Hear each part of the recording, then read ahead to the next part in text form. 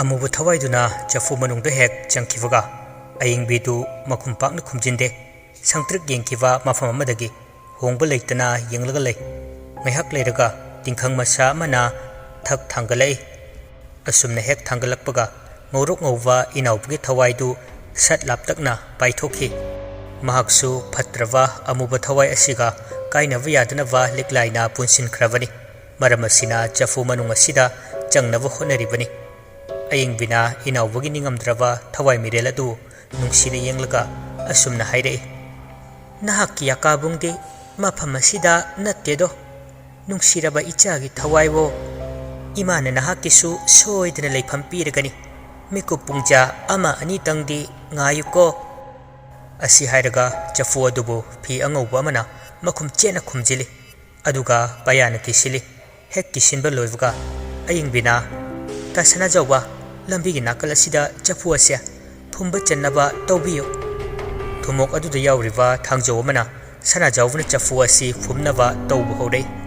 इखंग खंगहौदना असुमना तौरिङै मसक मचु उदबा ममी खक्तमक ताबा थवाय अमना सनाजावबु नासोन पिकना नाकोंग मयादा ngang hore he Sanajauba sonthangnana kawrukliwani Sanajauba mabu kawrukliwa adu kananu yengje ahangba tarang malang aduda ayingbina ta Sanajauba mitrang gilang thakpa hawrukliwani karisuna chungluganu ayingbina haibgi matung inna Sanajaubusu ko macha ama tawnabu honarei mamkhraba aduda manaktumi ama yamna nakna lepi boy mami tarei hanna sat yengthukluwada leiramde ayingbisu sangtrik tawriba adubu yengi chumna lepliwa sanahalgi akoivadasu atopa mi ama tunglomda lepaga leibadawna samil fangi sanahalsu tunghanna amuk yengi adubu kanasu leiramde Sanajawuna leivak tawriba adu khongbal amagi mapalni nong chubagi isingsu khajiktang lei yamna leibadi natte khajiktang leiwa ising adu makol thokna chelai nongsu amumukhai Sanajauba makutta pairiba thangjo adu chena paisinba ngamlaktre kananabu kiroidorivano nonglak aduda ayingbisu chafu adubu cheksinna senari pirakliwa aki akhang pumba khangi khangdavnate tawjisanu khana tawhalibani uchina china Sanajaubudu leibak tawbaloisilakadawre loiramdai asida mana leiriba aduga yamna naknana mi fubagi makol tarai chaitupna taibang mi amabu tamthina fubagi makolni nason piknasu hairakpasu tai Sanajauba aibu kanbiyo Sanajauba khangon onthorei mami sami mi ani leblambagum tawi yamna naknasu chenki mana hek yengthuklubuga Sanajaubuna kana mi amana leimaida tharo tharo maichak khangbugum sutawi makutta pairiba thangjo adu thadokke tawi ayingbina ta Sanajauba kana suleibinate nangi mitta uhalibani thangjo thadokpa yade ayingbina hairaklamdrabadi Sanajauba thangjo adu thadoklamgadawbani mai onsilaga amukko macha ama tawribadu makha chathai manak yam nakna nupi ama hikna kablai Sanajauba handakti mamit mana chap yungi kablak liwa adu leithoktuna yengbu fawwa ngamjade ayingvidadi yengai ayingvinasu kiganu haina ingit tawrei Sanajauba matin yotchilaga makha chathai uchina china chafu macha ama phumba yanava apikpa mafam ama tawbu loire ayingvina hantharaga chafu macha adu paige tawi koyang yengi chafu macha adu matomta pairaga chelivadu urei ayingvina iya kayadi yeliva phai nang asi hairaga mit uisili aduga chafu adubu makut khattuna kawi chafu adusu ayingbina kawrukpadagi haiva inva angang macha amagum tapna ayingbigi manakta paisilaklaga ayingbigi makutta leirere ayingbi mitpang thoraklaga chafu adu makhut ani changduna paire akoivadu leiduna amuksu yengi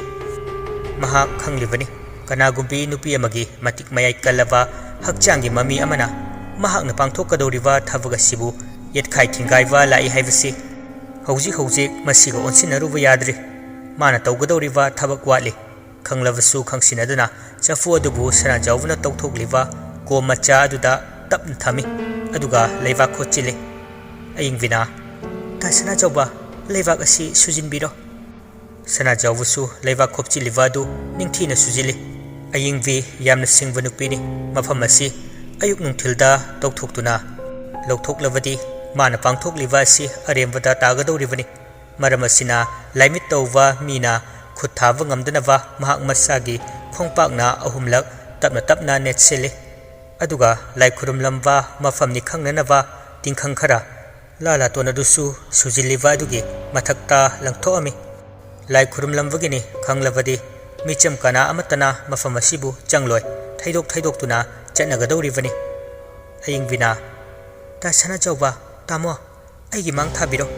ꯌꯨꯝ ꯆꯪꯗ꯭ꯔꯤꯉꯩ ꯃꯣꯡꯐꯝ ꯃꯥꯏꯀꯩ ꯄꯥꯡꯂꯁꯤ ꯑꯁꯨꯝꯅ ꯍꯦꯛ ꯊꯋꯥꯏ ꯑꯁꯤꯕꯨ ꯐꯥꯖꯤꯟ ꯄꯨꯟꯁꯤꯟꯕ ꯂꯣꯏꯕꯒ ꯊꯤꯡꯕ ꯉꯝꯍꯧꯗ꯭ꯔꯕ ꯆꯦꯡꯂꯩꯒꯤ ꯍꯛꯆꯥꯡꯒꯤ ꯃꯃꯤ ꯑꯗꯨ ꯁꯞꯇ꯭ꯔ ꯇꯧꯔꯛꯏ ꯑꯇꯣꯞꯄ ꯃꯐꯝ ꯑꯇꯩ ꯌꯧꯍꯟꯗꯅꯕ ꯃꯐꯝ ꯑꯁꯤ ꯈꯛꯇꯗ ꯅꯨꯡꯁꯤꯠ ꯎꯔꯨ ꯂꯩꯒꯩ ꯁꯤꯠꯆꯤꯜꯂꯛꯏ ꯀꯣꯏꯆꯦꯟ ꯆꯦꯟꯗꯨꯅ ꯀꯞ ꯂꯥꯎꯕꯁꯨ ꯇꯧꯔꯤ ꯁꯅꯥꯖꯥꯎꯕ ꯁꯅꯥꯍꯜ ꯃꯀ꯭ꯂꯥꯞ ꯊꯛꯅꯤꯛꯏ ꯑꯌꯤꯡꯕꯤꯗꯤ ꯃꯨꯟꯅ ꯀꯞ ꯂꯥꯎꯔꯤꯕ ꯈꯣꯟꯖꯦꯜ ꯑꯗꯨꯕꯨ ꯍꯛꯆꯤꯟꯅ ꯇꯥꯔꯤ ꯑꯌꯤꯡꯕꯤꯅ ꯏꯁ ꯀꯔꯤ ꯃꯇꯧꯅꯣ ꯑꯁꯤꯗꯤ ꯀꯌꯥꯗ ꯀꯛꯂꯤꯕ ꯑꯁꯨꯝꯅꯕꯨ ꯇꯧꯅꯕ ꯍꯧꯅꯕ꯭ꯔꯕ ꯇꯥꯏꯕꯪ ꯃꯤ ꯑꯣꯏꯅ ꯍꯤꯡꯂꯤꯉꯩ ꯂꯥꯛꯅ ꯐꯥꯅꯕ ꯉꯝꯈꯤꯗ꯭ꯔꯕ ꯑꯁꯤꯕꯨ ꯃꯆꯤꯟꯗ ꯁꯣꯟꯖꯩ ꯈꯣꯟꯖꯦꯜ ꯇꯥꯔꯛꯂꯤꯕ ꯁꯞꯇ꯭ꯔ ꯑꯗꯨ ꯇꯥꯕ ꯈꯛꯇꯗ ꯀꯔꯤ ꯀꯔꯝ ꯇꯧꯕꯅꯣ ꯑꯌꯤꯡꯕꯤ ꯂꯣꯏꯅ ꯉꯝꯅ ꯂꯥꯛꯁꯤꯟꯈ꯭ꯔꯦ ꯇꯥꯃꯣ ꯆꯠꯂꯁꯤ ꯅꯨꯄꯥ ꯑꯅꯤꯗꯨꯅ ꯃꯥꯡ ꯊꯥꯗꯨꯅ ꯃꯣꯡꯐꯝ ꯃꯥꯏꯀꯩ ꯄꯥꯡꯈ꯭ꯔꯦ ꯃꯌꯦꯛꯀꯤꯗꯤ ꯅꯨꯄꯤ ꯃꯥꯅ ꯃꯥꯡ ꯊꯥꯒꯗꯕꯅꯤ ꯑꯗꯨꯒ ꯅꯨꯄꯥ ꯑꯅꯤꯗꯨꯅ ꯇꯨꯡꯊꯥꯅ ꯆꯠꯀꯗꯕꯅꯤ ꯀꯤꯊꯤ ꯀꯤꯔꯨꯝ ꯇꯧꯅ ꯂꯩꯍꯧꯔꯤꯕ ꯀꯨꯁꯨꯝ ꯇꯌꯥ ꯂꯦꯝꯕ ꯈꯥꯕ ꯃꯔꯤꯗꯨ ꯆꯦꯛꯃꯣꯛ ꯂꯥꯎꯗꯦ ꯃꯈꯣꯜ ꯑꯃꯠꯇ ꯇꯥꯕ ꯌꯥꯗꯦ ꯀꯤꯕꯅ ꯂꯣꯏꯔꯤꯕ ꯅꯨꯃꯤꯗꯥꯡ ꯑꯣꯏꯕꯅꯤꯅ ꯈꯤꯇꯪ ꯂꯦꯡꯕ ꯈꯣꯠꯄꯒꯤ ꯃꯈꯣꯜ ꯇꯥꯕ ꯍꯥꯏꯕꯁꯤ ꯍꯧꯅꯁꯥꯅꯤ ꯑꯗꯨꯝ ꯇꯥꯕꯅꯤ ꯃꯅꯤꯡ ꯃꯌꯥꯗ ꯒ꯭ꯔꯣꯡ ꯒ꯭ꯔꯣꯡ ꯇꯧꯕꯒꯤ ꯃꯈꯣꯜꯀ ꯇꯥꯔꯗꯤ ꯃꯁꯝ ꯑꯃꯅ ꯆꯞꯅꯤ ꯌꯨꯡꯈꯠꯂꯤꯕ ꯑꯁꯨꯝꯅ ꯀꯟꯅ ꯀꯤꯔꯤꯉꯩ ꯃꯄꯥꯜꯗꯒꯤ ꯂꯥꯞꯇꯛꯅ ꯊꯃꯣꯏ ꯁꯣꯛꯂꯕ ꯈꯣꯟꯖꯦꯜꯗ ꯀꯨꯁꯨꯝꯕꯨ ꯀꯧꯔꯛꯏ ꯏꯃꯥ ꯏꯃꯥ ꯀꯨꯁꯨꯝꯅ ꯏꯅꯥꯎꯕ ꯅꯠꯇ꯭ꯔꯣ ꯀꯧꯔꯛꯂꯤꯕ ꯈꯣꯟꯖꯦꯜ ꯑꯁꯤ ꯏꯅꯥꯎꯕꯒꯤ ꯈꯣꯟꯖꯦꯜꯒ ꯌꯥꯝꯅ ꯃꯥꯟꯅꯩ ꯈꯥꯕꯅ ꯅꯦꯅꯦ ꯈꯨꯝꯕ ꯌꯥꯗꯦ ꯑꯩꯈꯣꯏ ꯏꯅꯥꯎꯕꯗꯤ ꯂꯩꯈꯤꯗꯕ ꯀꯨꯏꯔꯕꯗꯨꯗꯤ ꯇꯌꯥꯜꯅ ꯏꯃꯥ ꯇꯨꯃꯤꯟꯅ ꯂꯩꯁꯦ ꯃꯈꯥ ꯇꯥꯔꯛꯄ꯭ꯔꯥ ꯍꯥꯏꯕ ꯌꯦꯡꯁꯦ ꯂꯦꯝꯕꯅ ꯍꯟꯗꯛ ꯃꯇꯥꯡꯁꯤ ꯑꯩ ꯁꯤꯒꯗꯕ ꯃꯥꯜꯂꯦ ꯇꯌꯥꯜꯅ ꯇꯥꯟ ꯆꯥꯗꯦ ꯅꯪꯃꯁꯨ ꯃꯆꯤꯟꯗꯨ ꯃꯦꯟꯁꯤꯜꯂꯤ ꯃꯈꯣꯜ ꯑꯗꯨ ꯍꯟꯗꯛꯇꯤ ꯈꯔ ꯑꯃꯨꯛ ꯅꯛꯁꯤꯜꯂꯛꯏ ꯊꯣꯡꯅꯥꯎ ꯃꯅꯥꯛꯇꯒꯤ ꯅꯛꯅ ꯀꯧꯔꯛꯏ ꯏꯃꯥ ꯅꯆꯥꯅ ꯀꯧꯕꯁꯤ ꯑꯃꯨꯛꯇ ꯈꯨꯝꯕꯤꯔꯛꯎꯕ ꯀꯨꯁꯨꯝ ꯃꯁꯥꯗꯨ ꯊꯛꯅꯤꯛꯏ ꯈꯨꯝꯅꯤꯡꯂꯕꯁꯨ ꯈꯥꯕꯅ ꯈꯨꯝꯕ ꯌꯥꯗꯦꯅ ꯈꯨꯠ ꯄꯥꯏꯗꯨꯅ ꯃꯉꯛ ꯍꯥꯏꯔꯤꯕꯅꯤ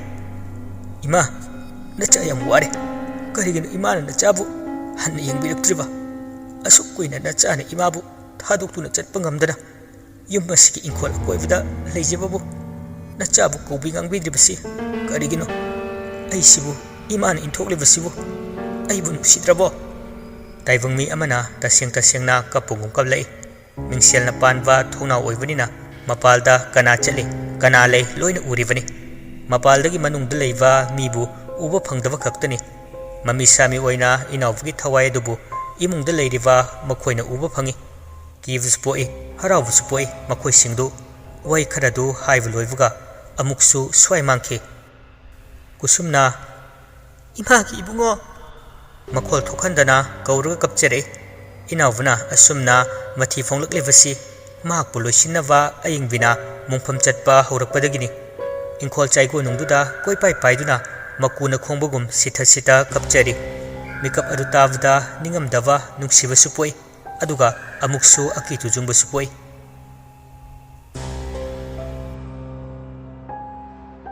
ꯑꯌꯤꯡꯕꯤ ꯈꯣꯏꯁꯨ ꯃꯣꯡꯐꯝ ꯃꯥꯏꯀꯩ ꯄꯥꯡꯂꯛꯂꯦ ꯃꯣꯡꯐꯝ ꯃꯅꯥꯛ ꯍꯦꯛ ꯌꯧꯕꯒ ꯃꯨꯁꯤꯟ ꯃꯨꯕ ꯑꯀꯤꯕ ꯆꯦꯡꯂꯩꯒꯤ ꯍꯛꯆꯥꯡꯒꯤ ꯃꯃꯤ ꯑꯗꯨ ꯃꯣꯡꯐꯝꯒꯤ ꯈꯥꯖꯤꯜꯂꯤꯕ ꯑꯗꯨꯗ ꯇꯣꯡꯗꯨꯅ ꯂꯩꯔꯝꯃꯤ ꯁꯅꯥꯍꯜꯅ ꯏꯃꯥꯏꯕꯦꯝꯃ ꯁꯅꯥꯖꯥꯎꯕꯅ ꯏꯁ ꯃꯥꯡꯊꯥꯅ ꯆꯠꯂꯝꯕꯗꯨ ꯇꯨꯡ ꯈꯪꯍꯟꯍꯜꯂꯤ ꯑꯁꯤꯕ ꯄꯣꯠꯂꯣꯏꯐꯝ ꯑꯣꯏꯕꯒꯤ ꯈꯔꯒ ꯀꯤꯕꯒ ꯑꯅꯤꯗꯨ ꯋꯥꯟꯊꯗꯦꯗ ꯈꯥꯛꯏ ꯄꯥꯈꯪ ꯃꯆꯥ ꯑꯣꯏꯔꯝꯂꯕꯗꯤ ꯍꯧ ꯊꯥꯗꯨꯅ ꯆꯦꯟꯈ꯭ꯔꯒꯗꯧꯕꯅꯤ ꯑꯌꯤꯡꯕꯤꯅ ꯑꯣ ꯌꯦꯡꯍꯩꯗ꯭ꯔꯦꯗꯀꯣ ꯃꯊꯧ ꯑꯁꯦ ꯑꯍꯤꯡ ꯃꯌꯥꯏ ꯆꯕꯨꯛꯅꯤꯅ ꯂꯝꯍꯥꯡꯁꯨ ꯑꯣꯏꯕꯒ ꯅꯨꯡꯁꯤꯠ ꯂꯤꯔꯤ ꯁꯤꯠꯂꯤ ꯃꯣꯡꯐꯝ ꯑꯗꯨꯒꯤ ꯃꯅꯥꯛꯇ ꯍꯧꯔꯤꯕ ꯈꯣꯡꯅꯥꯡ ꯄꯥꯝꯕꯤ ꯑꯗꯨꯁꯨ ꯃꯅꯤꯡ ꯇꯝꯅ ꯖꯒꯣꯏ ꯁꯥꯕꯒꯨꯝ ꯎꯅꯥ ꯋꯥꯅꯥ ꯄꯨꯝꯕ ꯃꯈꯣꯜ ꯊꯣꯛꯅ ꯍꯥꯏꯅ ꯍꯨꯝꯅ ꯃꯅꯤꯡ ꯇꯝꯅ ꯅꯣꯝꯂꯤ ꯑꯌꯤꯡꯕꯤꯅ Handu chatho ai thok pange nan famda hallo ai gi mangda legano mami adu tongduna lerambadagi mangkhre adudagi sana jawga sana halgasu kiruk adu maikai khudingi yengi machi da napi pambi macha ama ni haubu ubugisu hektamak afinga fai tawi aying bidudi lewa sonduna mongfumadugi akoivadu tarelak chali adumne hek chatpa loibuga aying bina inawagi chingthoktuna sanakhrava thawai mirel adubu kauba hurei kauriva adu ayetpa pinava hakchangi mami adu aying bigi mitmangda chap yungna yam nakna lepsilei aying bina wayong kaya chadribano talabasu chattava ai nanga lamba tawningde chatho tanbadagi amuksu mami adu mangkhre sana jawga sana halgadi tasilaga lepi phingau setpa mayam amasu lepoi lakpoi masen marang wakhal nara khangde pangudu ure yum manungdagi inawagi thawai adusu thorei mayamba makhoi ani gi kadagi kusum taya lemba amadi khabna hairap masak uhawi adudagi amuk mangkhre ngaihak leirga stair da amuk kumtharei masakti uhande makhol khaktani tawa makhoi singdu pulap tasilaga phami khongthang makhol tariba dusu mit kuptana yengi stair kumthava loirakpagi adwaida makhol adu hairap lepi ngaihak leirga inawagi ningamdrawa pirang thanglaba maithong adubu uba phanglei kusumna imagi inawba tayal khava lemba punna sonthangnana inawba milu pirang pumnamak ihawi inawba wa amatta nganglamdana masak adu tamak ulamlaga maikai salai khangdana mangkhirami yumgi mapaldagi inawbana mamabu kauduna aroibu oina haire ima ai chatlage ai amuk hana imagi nakta leplaroi adubu nachagi chahi kumola fudade imagi manglanda nachana imagi tampakta kena java nauthi sa java lakchage ko pendrava nachagi ningamdrava thawai se lairam lenda ngasidagi ingna chikna leirage nacha chachare ima mama khaktani mahakna sonjaram liwa faravasu fadravasu apupi mamabu nungsidava macha kana leifam thokte macha khuding mamabu luna nungsina tofam thoi mongfamdasu aying bina pangthoknava honariva thavak khuding liklaina thadorakliva chenglegi matik mayai kalava mami aduna yetkhai thingainava kanna honari aying bina laiwa kana solingai inawagi thawai mireladu aying bigi manak yaudringai mami aduna thattuna thamkhre aniduna muknarakpagi mongfamadu tahaidava makolna hauna tarai thuptuna leiramba khongba lupalda chakta duna leiva tinmu laimu mayam amasu yakairei ayingbi maya krak chiknei saugandavi mahakni sawing tawrokpagum tawrei liklaidi chinbal chinglaga noklei ayingbi bu sawange haibasi mahakki wakhalni khoi mahumda chaina hanjin thinjinbagi nungaibasi karino khoi aduna hallaga chiglakani khangna lepa leitana adumak chaina thinjille hojik fawde ayingbi khud halakpagi wakhal leite mongfam akoibadu sabtrana pik thalai kairo laikai leira konsang yauna sabtra adu tawroklami ayingbi sat akan belaiwa ama solaga chenglegi mami aduda kamsilai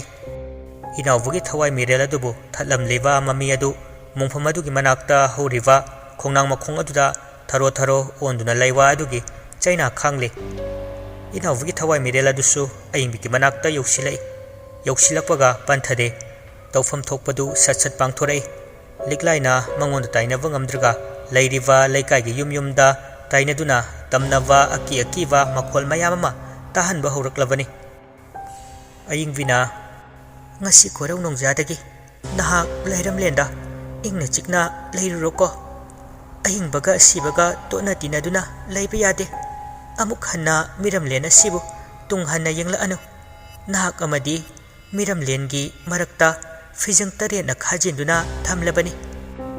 inawagi thawai mireladu momon minok kaloinana lairam lenda tinkhirami sana jawuna ifema hannav tawrasira sana halna ayingbe halasi isasi kaya hinadre aying vina mikup amatang ngaipi khotamo khullasigi asi thong hangdoktuna leiriba se amukta lonsin jeram kige mangi lithok lisin yawa ku ahoba mapad leplaga leiwa sonduna फू फू कामसिली मसीसु लिकलाइन तौरिबनी खंगी अयिंग विना चलसे हानगुम नुपा अनिदुना मांगथादुना हनमिनरे हौजिक पुंग 12 खरा हेंजिलाबनी अयिंग विदि मान पांथोकलुरिबा थबक असिना पुंग 12 हेंद्रिबा फावबा अकनबा लैवा अमता सक्सोनबा याखिद्रे तंजा असितबु ngairaklibani liklai adu अयिंग विना तासना जावबा तमो तुंग हन्ना सुक्येंग यिंगबा यादे मी पोलोइबा चलुबगा चप मानरिबनी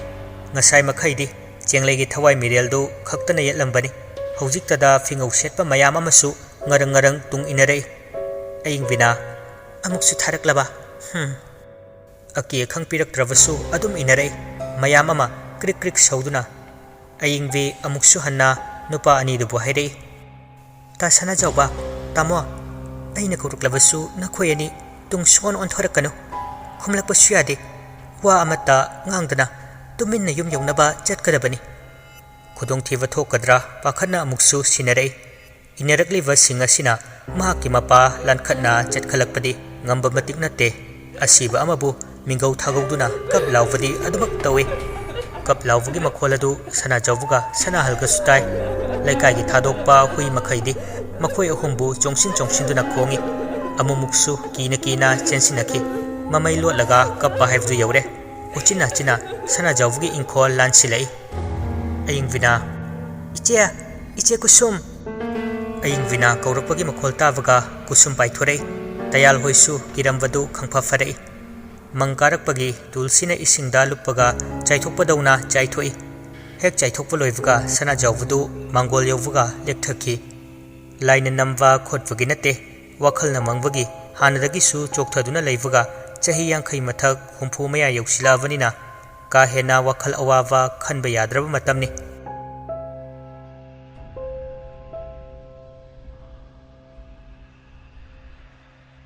अमरोमदा लिकलाइन कमदौरी मनिंग थंगबा मान लाई हेक हेक सानबा मफम अदुदा सानद्रे इंखोलगे मनिंग थंगबा काचिंदा ओइना लंचेनवा कुसुम थोइनु मखोय हुम तासिलगा फमी सिंग अकंगवा चवन अमसु वांगना पैखलगा थमी पैखलिबा सिंग मपै अदुगी नाकन मरीदा येंदौ मरीसु युंगी फी अंगौवा अमसु येंदौ मरी अदुदा पुनसिली पोलोइबदा चंगदबा पोचंग चैजंग खुदिमक लोइना अमत चिथदे मिथिनजै हुमाय अमत वातना युंगलगा थमी लिकलाई हौना नोई कमदौ सेबा नंगना लाइमित थांदुना यंगलकपसु ngमगदबा लैत्रे ngमलकप पुंजाददी नथवाई पोरक चाकदौरिबनी ngaibु ngaisira khangde लेना दुना तौसिरानी एबो लंचेनवना इनोमचा एगी वादी पांथोखबरसी तौरुब थबक खुदिंग सोइरकपसिदा पाखतप मिपाइबा पुगले आई थोइनुना हाइसु हाइबनी लिकलाई पांथोखबरसे करी नुंगिनो हाइना तक्सी सोनबदु इचे कया हिनदे लिकलाइना होइदे इचे पांथोकथब लेरदी पांथोअसे पंथरुबगी कानाबु करिसु लेरोय अदुदगी लिकलाई मै होगलै मान लांखिबा पोचंग चैजंग मयामगी मनुंगदगी अतै अतोपा अमत लामसिलुवा थेंगलुवा पाइरुवा तौदना चफु अहिंगबा अदुबु हाना पाइरे मनुंगदा यावरिबा पोसक्तु लौथोरई माना लौथोरकलिबदु अतै करिसु नते नोंदाइरेमबगी मखफांगदगी लौथोरकिबा अहिंग विना सेंबिबा जंत्र अदुनी लिकलाइना जंत्र अदु पाइदुना हेक ममितना कन्ना येंगबा होरकपगा नोंदाइरेमबदु सोर खंथिंग थिंगलै